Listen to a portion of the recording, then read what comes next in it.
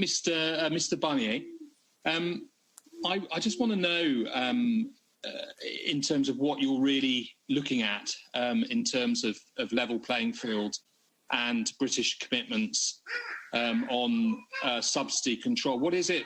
What is the commitment? What are the guarantees? What are the principles that you want clearly set out? Do you want Britain to commit itself to a state aid model with subsidies notified in advance with an independent agency? How much detail do you want? And what is the detail that you are still waiting for?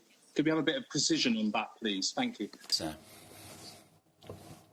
in view of our policy of transparency, I'd be happy to give you all the details, but we are negotiating, and we haven't come to the end of the negotiations on this subject, and the same applies to others.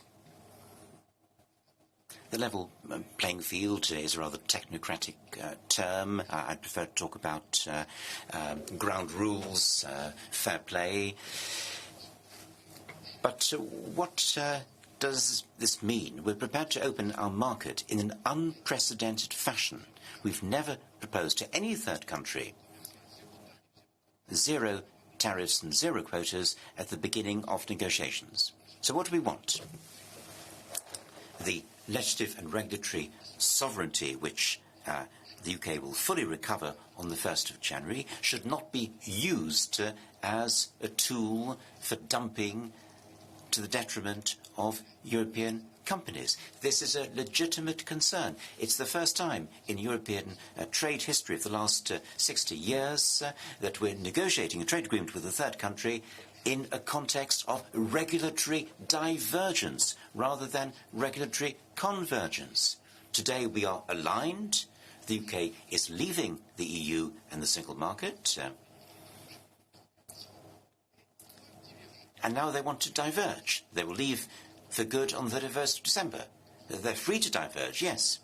But if they want access without tariffs and quotas to our market of 450 million consumers and 22 million companies, if they want that, will this divergence be reasonable? Will it be regulated? By whom in the UK? Can we be informed? Transparency is very important. So our idea is that we'll enshrine very precise principles in the treaty. We want an assurance of domestic enforcement on both sides. We want a dispute settlement mechanism, an effective toolbox, and we want to be able to take unilateral measures if need be, if there are infringements of competition policy. Now, I can't say anything more about that. We have a lot of work still to do, as on other subjects. We shall remain calm and respectful until the very end, and we shall respect British sovereignty in particular. I'm familiar with this debate about sovereignty.